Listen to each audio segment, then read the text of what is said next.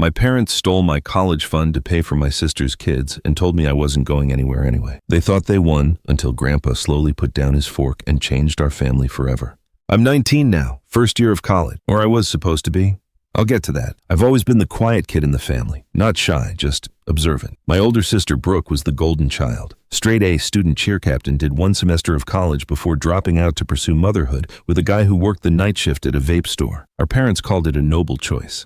I called it Brooke being Brooke. She now has 3 kids, lives 10 minutes from my parents, and somehow still gets treated like she's curing cancer while I'm expected to be grateful for leftover scraps of attention. Growing up, it was always about her. Every family vacation tailored around what Brooke wanted. Every holiday, Brooke's schedule. Every argument, I was told to back down because she had more on her plate. And every time I tried to speak up, my mom would tilt her head and say, "Don't be difficult, Trevor. Your sister needs us more right now." But I dealt with it. I kept my head down, worked hard, and got accepted into a pretty decent university. It wasn't Ivy League, but it was solid. And more importantly, it was mine. I had plans. I wanted to major in biomedical engineering. I had been working after school and summer since I was 14. But let's be honest, tuition is steep. The only reason college was even on the table was because of Grandpa's fund. Grandpa was one of the only family members who saw me. Not just looked at me, but saw me. My mom's dad, a retired mechanic with hands like sandpaper and a voice that could quiet a room without shouting. He didn't talk much, but when he did, you listened. He used to sit me down in the garage and teach me how to fix things, not just engines or tools. He taught me how to think, and when I was 16, he pulled me aside during a cookout, handed me a warm soda and said, "I started a fund for you. Been putting money in it since you were born. Don't tell your parents yet. Just know it's there when you need it." I remember holding that can like it was gold. So when I got accepted into college, I told my parents about the fund. They didn't say much. My mom nodded and said, "That's sweet of your grandfather." My dad gave a non-committal grunt. I figured that was the end of it. A week later, Grandpa called me and said the fund had been transferred to a joint custodial account with my parents' names on it too. "Just legal formality," he muttered. "They won't touch it." Spoiler, they did, but I didn't know that yet. Summer came and went, and I kept getting delayed updates about the financial paperwork. My mom said she was sorting out FAFSA stuff, and my dad told me to just be patient. I trusted them. Why wouldn't I? This was my future. They wouldn't lie about this. Orientation week rolled around and I still hadn't paid tuition. I kept calling the registrar's office, emailing refreshing portals. Nothing. Finally, the university sent me a notification. I'd been withdrawn due to non-payment. I stared at the screen for what felt like hours. Then I marched downstairs with my laptop and showed it to my mom. She didn't even flinch. "Oh, honey," she said, spooning yogurt into a bowl. "Yeah, about that. We needed to have a talk." I felt the blood drain from my face. "What do you mean?" She set the bowl down and gave me this look like I was the one being unreasonable. "Your sister's kids needed help, Trevor. She's raising 3 children and they've been struggling. The oldest needs therapy and the twins are in daycare. We used the money to help with that." I didn't say anything. Then my dad chimed in from the living room, not even looking away from the TV. "It's not like you were going anywhere, kid. Be real. College isn't for everyone." I couldn't breathe. Not from rage, just from the shock of it all. I thought it had to be a joke or maybe a temporary loan. But when I asked them if there was any money left, my mom said, "We did what was best for the family." The rest of the week was a blur. I didn't leave my room, didn't eat, didn't sleep. I didn't even tell Grandpa. I was ashamed. And honestly, I was scared of what he'd say. Maybe he'd side with them. Maybe he'd say family first, like they always did. But then Thanksgiving came. I almost didn't go. I was 2 days deep into a job stocking shelves at a hardware store, trying to earn something while figuring out what the hell to do next. But Grandpa called and said he'd made apple pie just like he used to when I was a kid. And I couldn't say no to that. So I went, dressed nice, brought sparkling cider, smiled when my sister's kids screamed and climbed over everything, like gremlins on sugar highs. I shook my dad's hand, hugged my mom, nodded politely to my sister and her dead-eyed husband. I even helped set the table. We sat down to eat. Grandpa was at the far end carving the turkey like some ancient king overseeing a feast. My sister talked nonstop about her kids' milestones. My parents fawned over every sentence. I just passed plates and chewed quietly. And then as Mom ladled gravy onto mashed potatoes, she said it. She looked straight at me and said, "We used your college fund to help your sister's kids. They deserved it more." I froze. Everyone else kept eating. My dad snorted and added, "It's not like you were going anywhere." That's when I saw Grandpa's hand pause just for a second. He slowly set the carving knife down. His face didn't move, but his eyes looked sharper than I'd ever seen them. He pushed his chair back with a slow scrape against the tile and stood up. The room quieted. Forks clinked to a stop. Even Brooke stopped talking. Then Grandpa said, calm as anything. Funny, because I left that money in Trevor's name and the room went silent. No one said a word. My mom blinked like she'd been slapped. My dad suddenly found his peas real interesting. Brooke's jaw twitched. I didn't move. I just sat there staring down at my plate trying to decide whether I was about to cry or laugh, but Grandpa wasn't done. He looked at me, then back at them and said, there was a silence that felt like it bent time itself. Grandpa's voice had sliced clean through the gravy-thick awkwardness. For a moment, nobody moved. My mom's hand hovered midair, still gripping the gravy ladle. My sister's husband coughed once into his napkin and avoided everyone's eyes. One of the twins dropped a roll onto the floor, and the soft thud sounded like a cannon going off. And Grandpa, he just stood there, his palms pressed flat on the table, his gaze flicking between my parents like he was reading an open book he'd already memorized. Trevor, he said, not looking at me, how much of that account did you see? I blinked. My throat was dry and I never got access. I managed. They said they were working on it. Grandpa muttered and his jaw tightened. And your tuition withdrawn. Non-payment. My mom let out a nervous little chuckle. One of those laughs people make when they're trying to claw back control. Dad, come on. Don't make this a whole thing. It's not like we stole it. It was just sitting there. And Brooke needed help. The kids stop. Grandpa's voice was low but final. My mom shut up instantly. He looked at me then. I named that fund after you. It's been in your name since the day you were born. I only added your parents for legal reasons. Never thought I'd have to babysit grown adults. Brooke finally spoke. Can we not do this now? It's Thanksgiving. And Trevor, seriously, you don't even like college. You told me last year you weren't sure about going. That's not what I said, I replied quietly. I said I wasn't sure where I wanted to go yet, but I was going. Dad leaned back in his chair with a sigh, like this was all beneath him. Look, it's done. The money's gone. The Iska. You think this family doesn't make sacrifices for you too, kid? Your sister needed help. What were we supposed to do? Let the kids suffer while you play scientist? And there it was. That's what it always came down to. Brooke's kids were tangible, loud, present, needy. My dreams were invisible, easy to ignore, easy to minimize. Grandpa sat back down slowly, his plate untouched. He didn't say another word that night, and neither did I. The weeks after Thanksgiving were some of the loneliest of my life. The silence wasn't just from me, it was from Grandpa too. I didn't know what was happening behind the scenes, but something shifted. When I called him a few days later, he answered in short phrases. Working on something, he said, be patient. Meanwhile, things at home got colder. I tried not to pick fights, but every interaction with my parents felt like a minefield. They acted like I was the problem. Like I was punishing them for being good people. You're sulking. My mom snapped one afternoon when I didn't answer her about dinner plans. I'm thinking, I said, you're being ungrateful. I didn't respond. I couldn't, because if I opened my mouth, I didn't know what would come out. And my sister Brooke acted like nothing had happened. She texted me a few times with TikToks and memes like we were best friends. At one point, she asked if I could help her set up her kids' Christmas gifts. I didn't even reply. Then, Grandpa called me the week before Christmas and asked if I'd stop by. Alone, his place was quieter than I remembered, quieter than usual. The walls were lined with old photos, dusty toolboxes, and faded calendars. He poured me a mug of coffee and sat me down at the kitchen table like we used to do when I was 10 and learning to patch up a bike tire. Then he handed me a folder. Read it. Inside were photocopies of bank statements, transaction logs, and a printout of a college savings plan, one with my full name on it. There were dozens of entries labeled auto deposit monthly going back nearly 2 decades. Then abruptly a single withdrawal, $62,000. Brooke's name was in the memo line. I didn't even know they could access this without telling you, I said, my hands shaking. They shouldn't have been able to, Grandpa muttered. But the way I set it up, they technically had power of attorney while you were still a minor, and your mother requested an early disbursement for medical expenses 2 weeks after your 18th birthday. But that's illegal. It's gray, he said, and tapped the folder. I've been talking to some people, but more than that, what gets me is the lying. They didn't even tell me. Your mom forged a letter, said you approved it. I felt like I was going to throw up. They always do this, I said. They always say it's for the good of the family, but it's really just for Brooke. I don't matter to them, not unless I'm useful. Grandpa looked at me hard. You matter to me. You always have. I nodded, but I didn't believe it. Not yet. Not fully. Then he slid a key across the table. What's this garage? Bottom drawer of the red toolbox. Open the envelope. That night I found the envelope. Inside was a handwritten note that said, if you ever need to disappear for a while, use this. Folded. Inside was a check for $5,000, cashable, no string, and below that a short list of job postings, engineering internships, remote apprenticeships, even a contact name at a startup in Oregon. I sat there for hours just reading that note over and over again. But the thing was, I didn't want to disappear. I wanted to fight. Christmas was the next storm. I knew it would be, and maybe I should have stayed home or ghosted everyone like I originally planned, but something in me needed to see it, needed to witness it one more time before I made my move. Brooke showed up in a brand new SUV, one I later learned had been co-signed by my dad. Her kids were wearing matching designer outfits.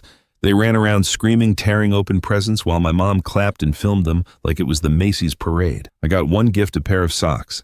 Practical, my mom chirped. You said you were working now, my dad added. You'll need those. I looked over at the tree overflowing with boxes labeled Brooke's Kids, to the best mommy ever. And then I looked back at my socks. I felt something in me snap, but I didn't yell, didn't throw anything. I just excused myself, walked to the kitchen and called Grandpa. He answered on the second ring. You ready? He asked.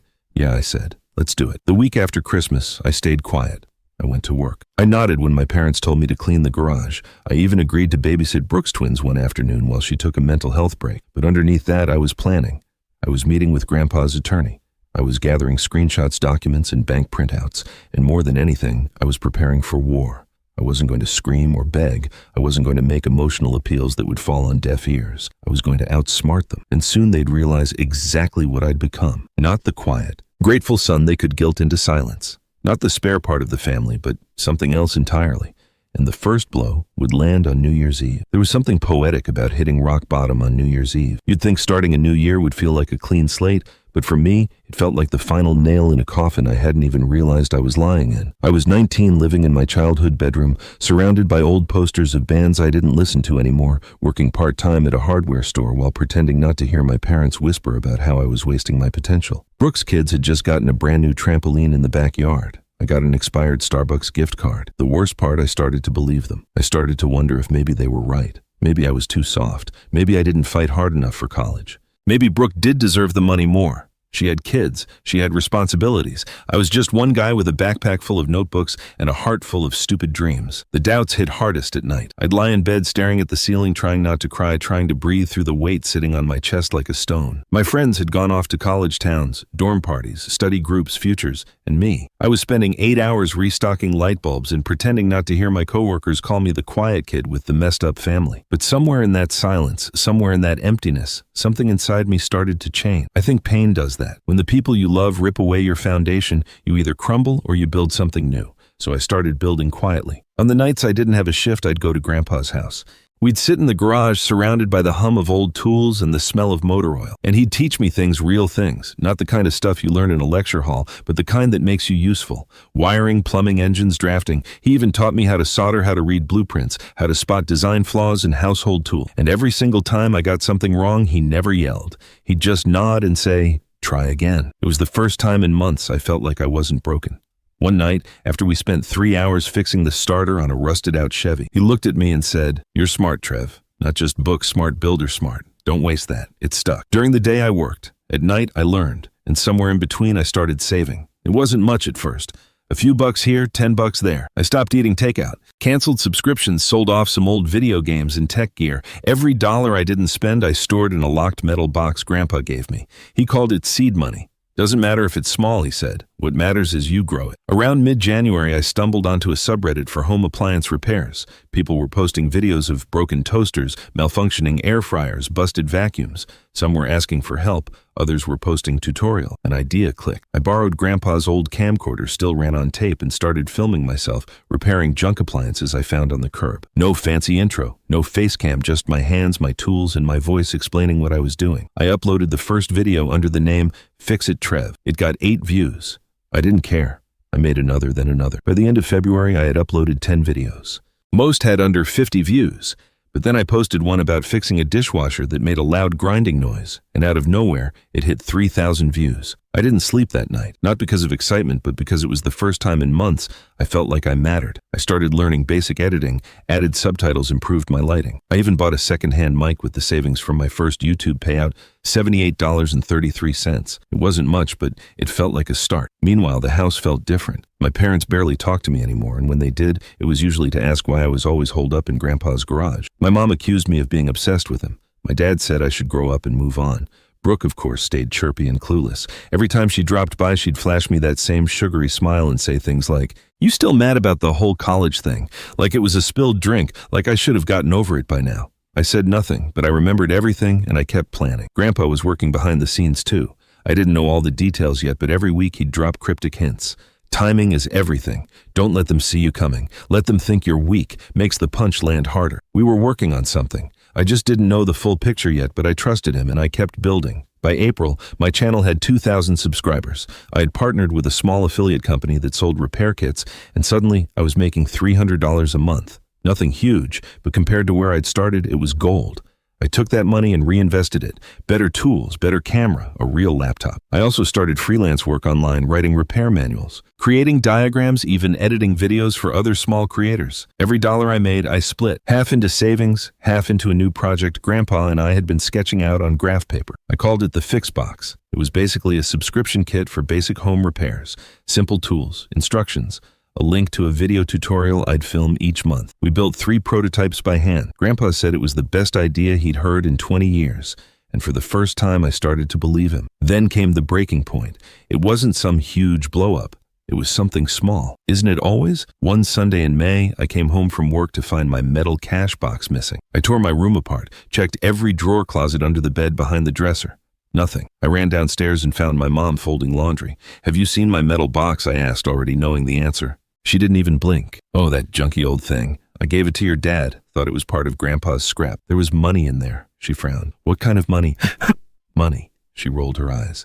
"Oh, please, Trevor. You're living here rent-free, eating our food. Don't act like you're paying for utilities. I earned that. Every dollar." "Enough," she snapped. "Your sister's husband got laid off. We needed some help around here. Be a part of the family for once." That was it. That was the exact moment something in me shattered into place. Not broke, solidified. I wasn't going to yell. I wasn't going to argue. I wasn't even going to try to make her understand. I was done explaining myself. I just nodded, turned around, walked out the front door, and went straight to Grandpa's. When I told him what happened, he didn't even look surprised. He just sighed, handed me a cold soda, and said, "You ready to go nuclear?" I didn't hesitate. Yes. The next day, I quit the hardware store. 2 days later, I posted a video that went semi-viral. How I turned $300 in tools into a full-time job. By June, I'd hit 10,000 subscribers. The Fix Box was ready for soft launch. And Grandpa, he finally told me his full plan. It was bold, it was risky, but it was ours. And if it worked, it would be the beginning of the end for everyone who had written me off because they thought they'd buried me. But I wasn't buried. I was planted and I was just starting to rise. It was a warm evening in early June when everything started falling into place. I was in Grandpa's garage, sitting on an overturned milk crate, staring at a whiteboard weed filled with notes, sketches, deadlines, and a 3-word title circled in thick red marker. The setup phase. That's what Grandpa called it. Like we were planning a heist. In a way, we were not the kind with ski masks or vaults, but the kind that requires precision, patience, and timing. The kind where you don't break in, you let them leave the door wide open and invite you inside. My revenge wasn't going to be loud, it wasn't going to be messy, it was going to be elegant. I spent the rest of June operating like a ghost in my own house, smiling when spoken to, helping out when asked, pretending like the missing cash box didn't matter. Like I wasn't uploading repair tutorials that were now getting over 100,000 views, like I hadn't filed a quiet report with the State Department about a forged disbursement document tied to my name, like Grandpa hadn't just met with a lawyer to restructure a trust fund in my favor, all while playing the role of the overlooked, underachieving son with a hobby channel and too much free time. My parents were so busy focusing on Brooke's drama, her husband's unemployment, her emotional exhaustion, her new Pilates addiction, they didn't notice that I had started coming home later and later, my clothes smelling like sawdust and solder. Didn't ask why I had a P.O. box. Didn't wonder why I was suddenly carrying around a brand new laptop. Didn't question why I'd stopped asking them for anything at all, which was perfect, because the less they looked at me, the more I could move freely. In the second week of July, I launched the Fix Box. Soft quiet. No ads, just a post on my channel and a mention on Reddit. I had 50 units. I sold out in 36 hours. Each box contained a simple toolkit, a how-to manual, and a QR code linking to an unlisted video. Month 1, how to fix a running toilet. It was basic, but people loved it. By the end of the month, I had 200 new subscribers, 500 email signups, and over 300 people on the wait list for the next round. I reinvested every cent into building the next batch. Grandpa and I practically lived in the garage. We printed, packed, and labeled everything ourselves. He let me use his credit card to buy supplies. And when I asked if he was sure, he just grinned and said, "Trev, this is the most fun I've had since I built your mom's treehouse. Only this time, I'm not putting a roof over someone who doesn't deserve it." Around that same time, I started reaching out to people from my past. One was Marcus, a kid I went to high school with. He was one of those overachievers who had been the president of Like for Clubs and ran a tech newsletter. We hadn't talked much before graduation. But I remembered him saying he wanted to launch a startup for Creator Tool. We met for coffee at a local cafe. I told him what I was building. He stared at my sketches and said, "Dude, this could be huge." Within a week, we were brainstorming how to turn the Fix Box into an actual platform. Not just physical boxes, but full digital repair courses, tiered memberships, even an app with AR overlays for troubleshooting appliances.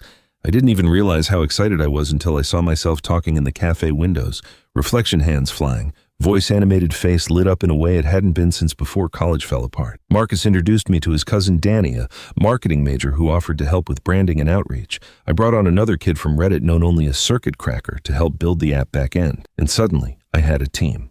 We called ourselves Trev, and we had plans. Meanwhile, Grandpa had his own part to play. He started attending more family events, barbecues, church cookouts, 4th of July picnic where he wore a shirt that said, "Ask me about my favorite grandkid," with an arrow pointing to me. At first, my parents thought it was a joke. Brooke laughed awkwardly. My mom rolled her eyes. My dad muttered something about playing favorites, but when Grandpa kept doing it, bringing me up in every conversation, pulling me into photos talking about Trevor's little project, they started getting nervous, especially when he announced very casually that he was rewriting his will. "You don't need to worry about that," my mom said, laughing. "We're not after your money, Dad." He just smiled. Didn't say you were, but the look he gave her, she felt it. Around the same time, I got a call from the Office of Student Aid. They'd received my inquiry about the unauthorized use of funds tied to my education. Apparently, the letter my mother submitted to access the money had included a poorly forged signature, my own one, I could easily prove wasn't mine. They were investigating quietly but thoroughly. I didn't say anything to my parent, just watched as my mom grew more tense by the day. Watched as she started double-checking the mail. Watched as she hovered near the phone more often. Then one day in early August, she cornered me in the kitchen. "I feel like you're hiding something." I looked up from my bowl of cereal. "Like what? I don't know. You're always out," you and your grandfather whisper. "And you've been smug." "Smug?" "Yes, like you're waiting for something to happen." I shrugged. "I guess I've just been focused." She narrowed her eyes. "Are you talking to lawyers?" "Nope," I said truthfully. "Not just lawyers." She didn't like that, and I didn't care because her worry wasn't about me. It wasn't about what I might be going through. It was about control, and she was losing it fast. Mid-August, I hit 50,000 subscribers. The Fixbox had 600 active monthly users. Trevka's prototype app was in beta, and then like clockwork it happened. Brooke asked for more money. Specifically, she asked if Grandpa could help with rent this month. Apparently, her husband's new job had not panned out, and she was behind on bills. At a family dinner, she brought it up in front of everyone. "Dad," she said sweetly, "you've been helping Trevor so much. I was hoping maybe—" "No," Grandpa said, before she could finish. Everyone froze. "I'm sorry," she said, blinking. I said, "No, but you took $62,000 from Trevor's future and didn't even say thank you. You don't get to ask for more." My mom jumped in. "Dad, that was years ago, 10 months. It was for the good of the family." "No," he said. "It was for the convenience of yours." I watched them squirm, holding back a smile. And then Grandpa turned to me. "Trevor, would you like to tell them your news?" I stood up, cleared my throat, and said, "Actually, yeah. I've been accepted into a special business accelerator program. It's competitive. Only a dozen creators selected nationwide. They're funding our product development and providing legal support. I'm moving out next week." My mom looked like she'd swallowed a lemon. Brooke blinked rapidly. My dad leaned back silent, and I just smiled. "I start pitching to investors in September." I added, "It's a 6-month program. If we meet our targets, we get follow-on funding, equity-based." I could have added more. I could have rubbed it in. But I didn't need to because the silence in that room that was better than any monologue. Later that night, Grandpa handed me a small envelope. Inside was a key to your new place, he said. I thought the accelerator was providing housing. "They are," he said, "but I bought you something extra. What a fixer-upper duplex. Good bones, cheap in your name. Call it an investment." I stared at him. "Why are you doing all this for me?" He smiled. "Because they forgot who you were, but I never did." The next few days were a blur. Packing paperwork, finalizing app updates, announcing my departure, and then I was gone. Moved into a modest apartment in a new city surrounded by ambition, mentorship, and momentum. My channel hit 100,000 subscribers. My business hit its first $10,000 month, and back home, the walls were starting to close in. The investigation was coming to a head, and I still had one last move left to play. By the time fall rolled in, everything was in motion. Leaves were changing. Air turning sharper. My channel crossed 150,000 subscribers. The Fixbox had become a full-fledged business with monthly recurring revenue, glowing reviews, and an official LLC. Our app, Trev Tools, was being downloaded in over 30 countries. My face still wasn't on camera, just my hands and voice, but people knew me now, not as Trevor the spare son or Brooke's weird brother, but as the guy who could teach you how to fix your life with a wrench, a plan, and some grit. And while all that grew, the real setup back home was finally reaching its climax. I got the call in late September. The Office of Student Aid, Mr. Owens, the woman on the line, said, "Our investigation into the disputed college fund withdrawal is complete. Thank you for your patience." I didn't speak. I just listened. We've confirmed that your signature was forged and that the disbursement was requested under false pretenses. The matter is now being referred to the local district attorney for potential criminal charges. We've also contacted the financial institution that processed the withdrawal. They're cooperating fully. I didn't smile. Not yet. Then came the kicker. As the original beneficiary of the 529 account, you are entitled to restitution.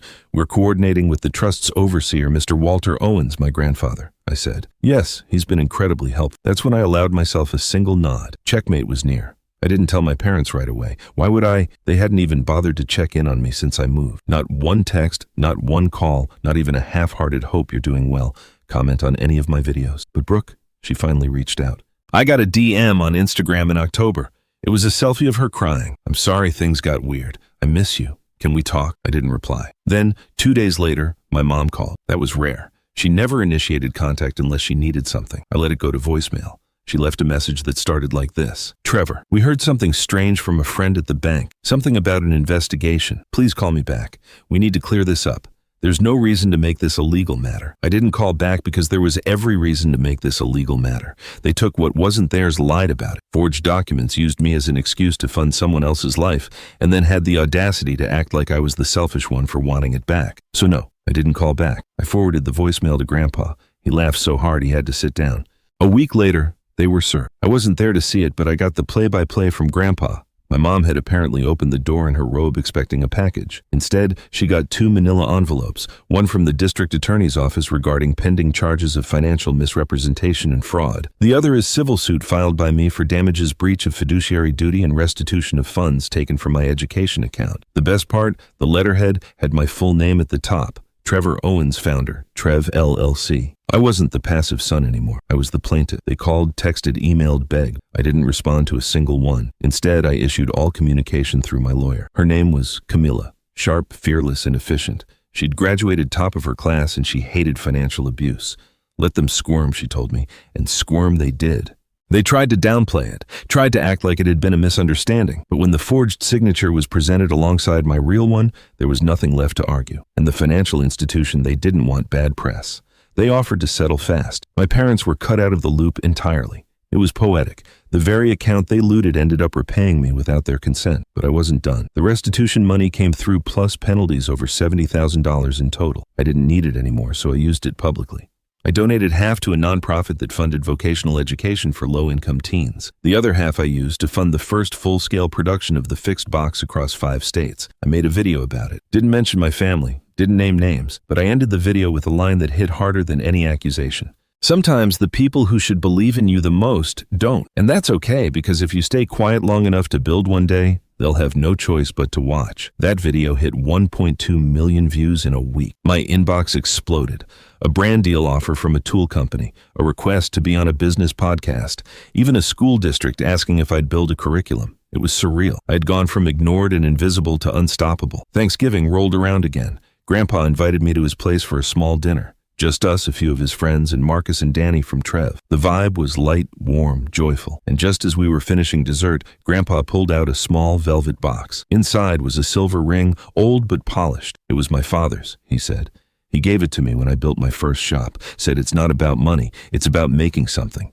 And you, Trevor, you've made something bigger than any of us imagined. I slipped it on. It fit perfectly. The fallout back home wasn't pretty. The criminal charges didn't stick. First-time offense, no prior record, blah, blah, blah. But the public record that stayed. Brooke lost her part-time job at the local daycare when the scandal made small-town news. My dad had to step down from the board of a local credit union. My mom stopped showing up to her book club. And Grandpa, he rewrote his will, made it public, and left a copy on their doorstep. Everything, his house, his land, his savings, was going to me. He didn't do it to punish them. He did it to protect me. But I can't lie. That part felt good. I haven't spoken to them since. They still try every few months. A birthday message, a forwarded article, a half-hearted. We're proud of you comment under a burner account on one of my videos, but I don't engage. Not out of spite, out of peace, because I've learned something important. Revenge doesn't have to be loud. Sometimes it's just living your life so fully and freely that the people who tried to break you have to watch you shine from a distance they can never cross. Now, every time I fix something, whether it's a busted motor or a broken belief, I remember who I was, who they tried to convince me I'd always be. And I smile because they were wrong. And I was never going nowhere. I was going everywhere. Turns out I didn't need their map because I built my own future now.